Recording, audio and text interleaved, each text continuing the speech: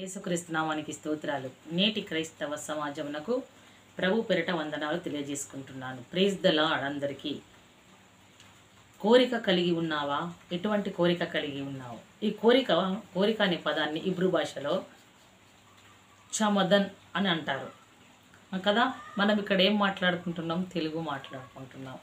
కాబట్టి కోరిక ఎంత ఆశీర్వాదకరమో, కోరిక కలిగి ఉండుట ఎంత శాపమో, ఎంత దుర్లభము అనేది మనం ఇక్కడ చూసుకుందాం కదా. ఒక మనిషికి ఒక కోరిక కలిగింది అని అనుకో, ఆ కోరిక మనిషిని ఎక్కడికి నడిపిస్తుంది? ఒకవేళ నీ కష్టార్జితాన్ని బట్టి, నీకు రావలసిన హక్కును బట్టి నీవు కోరుకొనడం ద్వారా ఆశీర్వాదము ఉంది.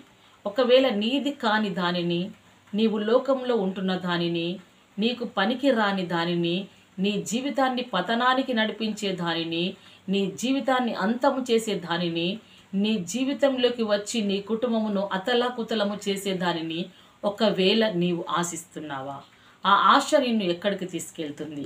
ఆ ఆశ నిన్ను ఎక్కడికి తీసుకెళ్తుందంటే, మరొకరికి చెందిన దానిని ఆసక్తి కలిగి పొందుకోవాలి అనే కోరిక ఒకవేళ మనకు కలిగి ఉన్నట్లయితే, దానిపైనే ఏముంటుంది? మన హృదయము కేంద్రీకరించబడి ఉంటుంది. అంటే అది పొందుకునేంత వరకు, అది మన హక్కున చేర్చుకునేంత వరకు, దానిని మనము స్వాధీనపరుచుకునేంత వరకు, అది మన చెంతకు వచ్చేంత వరకు, మనము దాని యొద్దకు తీసుకొచ్చేంత వరకు హృదయంలో ఒక ఆరాటం కలుగుతుంది కదా. కాబట్టి ఆ ఆరాటం ఏం చేస్తుందనంటే, మాటి మాటికి హృదయములో దానిని రేపుతుంది. అనగా నీకు విరుద్ధముగా, అంటే నీ దేవునికి విరుద్ధముగా అది అక్కడ నీ హృదయంలో నివసిస్తుంది. కాబట్టి దానిని నువ్వేం చేస్తావంటే, దాన్ని పొందుకోనాలి, ఏ విధంగా దాన్ని సాధించాలి, ఏ విధంగా దాన్ని తెచ్చుకోవాలని అని పదే పదే నీకు తపన కలుగుతుంది. ఆ తపన కలుగుతున్నప్పుడు నువ్వేం చేస్తున్నావో తెలుసా? మొట్టమొదటగా ఆజ్ఞను మీరుతున్నావు. ఆజ్ఞను మీరడము ద్వారా పాపం వస్తుంది. ఎందుకంటే నీ హృదయంలో దానిని నువ్వు ఆరాధిస్తున్నావు, దానిని నీ హృదయంలో ఏ విధంగా అంటే గొప్ప చేస్తున్నావు, పదే పదే ఆ దాని గురించి నీవు ఆలోచింపజేసుకుంటున్నావు. కాబట్టి ఆ విధంగా చేస్తుంది.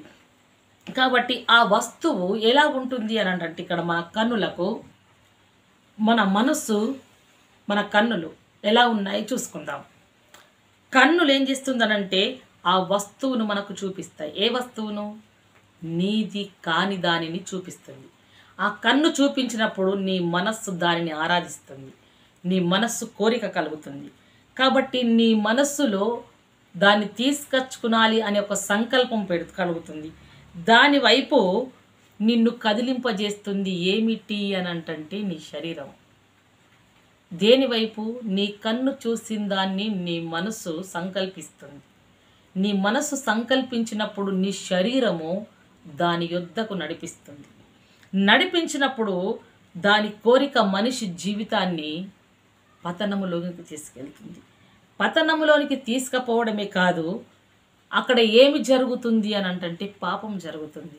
అందుకనే ఇజ్రాయేలు ప్రజలకు దేవుడు 10 ఆజ్ఞలు ఇచ్చాడు.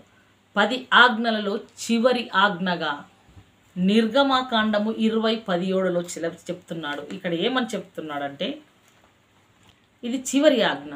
నీ పొరుగు వాని ఇల్లును ఆశించకు. అంటే నీది అది కాదు ఆ ఇల్లు.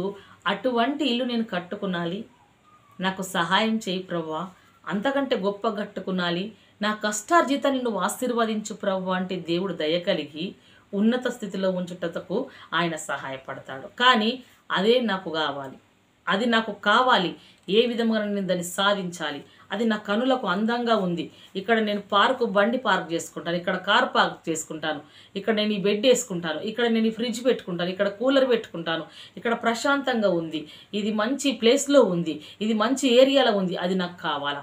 ఏ విధంగా నన్ను దౌర్జన్యం చేసి, హత్య చేసి, ఏ విధంగా నన్ను తక్కువ రేటుకు భయపెట్టి, ఏ విధంగా దాన్ని దోచుకునాలని ఆకాంక్ష ఎప్పుడైతే నీకు కలుగుతుందో, అప్పుడే నీ జీవితాన్ని పతనానికి తీసుకెళ్తుంది. ఏమిటి? నీ పొరుగువాని ఇల్లు మీద నీకు కలిగిన ఆ నీచమైన దృష్టి, ఆ కోరిక అలా కలిగిస్తుంది. కాబట్టి నీ పొరుగువాని భార్యను అయినను, దాని దాసీనైనను నీవు ఆశింపవద్దు. ఎద్దును గాని గాడిదను గాని నీ పొరుగువాని దేనినైనా నీవు ఆశింపకూడదని చెప్పాను. భార్యను ఆశించావు, పొరుగువాడి భార్య అందంగా ఉంది, గుణవంతురాలు, జ్ఞానవంతురాలు. నీ భార్య నల్లగా ఉంది, ఆమె కూడా గుణవంతురాలు, జ్ఞానవంతురాలు, ప్రార్థనాపూర్వకంగా ఉంది. పొరుగువాడి భార్య ఎర్రతోలు ఉన్నది, ఎర్రమట్టి రూసిండు ప్రభు అక్కడ. ఆ ఎర్రమట్టిని చూసి నువ్వు పొంగిపోయి ఆడి భార్య నాకు కావాలి, ఆ భార్యతో నేను శయనించాలి, వాడి భార్య నా భార్య అయితే బాగుంటుండే, వాడి భార్య నేనేమన్నా చేస్తే బాగుంటుండే అనే కోరిక నీకు కలుగుతున్నప్పుడు నీ శరీరాన్ని పూర్తి నరకంలోకి నడిపించుకుంటున్నావు. అంటే పతనావస్థ స్థితిలోకి నువ్వు నడిపించుకుంటున్నావు. అదే రీతిగా చూసినట్టు దాసిని, అదింట్లో పనిదానిని, అంటే నీవు ఏమో మోహపు చూసినను నీ హృదయములో కోరిక కలిగినను అది పాపమని ప్రభుల వారు ఆజ్ఞ సెలవిచ్చారు. అటువంటిది నువ్వు పూర్తిగా ఆశిస్తున్నావు. ఆ ఆశకు అద్దులు లేవు, ఆ ఆశకు సరిహద్దులు లేకుండా ఘోరాతి ఘోరమైన స్థితిలోకి నీ కన్ను వెళ్తుంది. నీ కన్ను శరీరాన్ని, మనసును నడిపిస్తుంది, మనసు నీ శరీరాన్ని నడిపిస్తుంది. అప్పుడు నువ్వు పాపం చేస్తావు, నీ కుటుంబము, నీ జీవితము విచ్ఛిన్నమైపోతుంది, పతనావస్థ స్థితిలోకి వెళ్ళిపోతుంది. కాబట్టి వాడికి గాడిద కావాలి, వాడి ఎద్దు కావాలి, వాడికి అంతగానం ఐశ్వర్యం ఉంది, అవన్నీ నాకే కావాలి అనే నీవు దురాశ కలిగి ఉంటే ఆ దురాశ నీ జీవితాన్ని, నీ కుటుంబాన్ని దుఃఖానికి తీసుకెళ్తుంది. కాబట్టి అటువంటి దురాశలో మీరు ఉండకూడదు. అది పాపానికి తావు తీస్తుందని ప్రభుల వారు ఇజ్రాయేలు ప్రజలకు 10 ఆజ్ఞలలో ఇది చివరి ఆజ్ఞగా సెలవిచ్చాడు. అందుకే మనకు చెందని దానికోసం మన కోరికలను మనం ఎప్పుడైనాను మన కోరికలను పెంచుకోకూడదు. కానీ మనకు కాని దానిని మనం ఎప్పుడు పారవేసే వారిగా ఉండాలి. మనకు కాని దానిని, కోరికను తొలగించుకునే వారమై ఉండాలి. అప్పుడు మన జీవితం వెలిగింపబడుతుంది. ఎలానో తెలుసా? మనకు ఎన్ని కలిగి ఉన్నాయి? 4 వస్త్రములు ఉన్నాయా? 4 జతల వస్త్రములు లేని వానికి ఒకటి ఇవ్వు, అందులో నీకు ఆశీర్వాదం ఉంది. నీకు 44 ఇండ్లున్నాయా? అందులో పేదవారికి తక్కువ రెంటుకు నీవు కుటుంబాన్ని ఇవ్వు, అందులో నీకు దీవెన దొరుకుతుంది. నీ ఎద్దులలో నీకు కలిగిన ఆ పాల బిందెల నుంచి ఒక గ్లాసు లేని వాడికి పాలనివ్వు, అందులో నీకు ప్రతిఫలం పొందుకుంటావు. నీ దాసులు పనిచేస్తున్నప్పుడు వారి మీద దయ చూపించు, నీవు దీర్ఘాయువును పొందుకుంటావు కదా. ఈ విధంగా నువ్వు ప్రవర్తిస్తే, నీ కోరిక ఈ విధంగా ఉంటే నువ్వు వర్ధిల్లుతావు. కానీ నీ కోరిక పొరుగువాడి అన్ని నాయే కావాలి, పొరుగువాడి ఆశించిన వాడి భార్య బిడ్డలు కూడా అన్ని నాకే కావాలి అని అంటే అది ఆజ్ఞ అతిక్రమమే పాపము. నువ్వు ఆజ్ఞ అతిక్రమిస్తున్నావు కాబట్టి అందులో నీవు పాపం వలన అవ్వచ్చు జీతాన్ని పొందుకుంటున్నావు. ఆ జీతం ఏంది? మరణము. ఆ మరణము నిత్య నరక అగ్ని. మరి ఎందుకు? ప్రభుల వారు అన్నారు, నీకు కలిగి ఉన్న దాంట్లో నువ్వు సంతృప్తి చెందు, నేను దీవిస్తాను అన్నాడు కదా. అన్యాయంగా దోసుకుని ధనవంతుడి కంటే న్యాయంగా సంపాదించిన పేదవాడు శ్రేష్ఠుడు, వాడికి కలిగి ఉన్న కొంచెమే ఆశీర్వదింపబడుతుందని ప్రభుల వారు అన్నారు. మరి కొంచెం ఆశీర్వాదంలోకి నడిపిస్తావా? నువ్వు లేని దాన్ని కోరిక చొప్పున దాన్ని పెంచుకున్నది నాకు కావాలి అని అనుకొని ఆశ కలిగి ఉండి నీ జీవితాన్ని పతనంలోకి నీవు నడిపించుకుంటావా? మరి మనం ఎలా ఉన్నాం? మనం ఒక వాక్యం, ఇంకొక వాగ్దానం కూడా సెలవిస్తుంది. ఏమని అంటే ఇండ్లు. అందుకని మనం ఇండ్లు కట్టుకునేటప్పుడు ఇంత జాగా మనం ఎక్కువ వదిలేయాలి. వాడిది మూరెడు కూడా కలుపుకోవద్దని వాక్యం సెలవిస్తుంది. భూమికి భూమి కలపకం, ఇల్లుకు ఇల్లు కలపకం. అది శాపం, అది శాపం. నువ్వు వదిలిపెట్టు, నీకు ఆశీర్వాదం.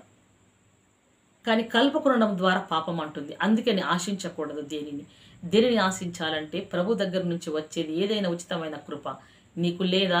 ఉన్న దాంట్లో తృప్తిపరిచి, ప్రభువా నాకు కావాలి, నేను ఉన్నతమైన శిఖరాల్లో ఉండాలని కోరుకుంటున్నాను, నేను నీ బిడ్డను ప్రభువా నాకు దయచేయి అని అంటే తన ఉల్లాసంగా, ఉత్సాహంగా, యథార్థంగా మనకు అనుగ్రహిస్తాడు. అందులో మనం ఆశించే వారిగా ఉండాలి. కానీ మనం ఎప్పుడు నీచ కార్యాలకు ఉండకూడదు. ఇటు మాటలు దేవుడు మన ఆత్మలను దీవించి ఆశీర్వదించి ఫలింపజేయును గాక. ఆమేన్. Praise the lord.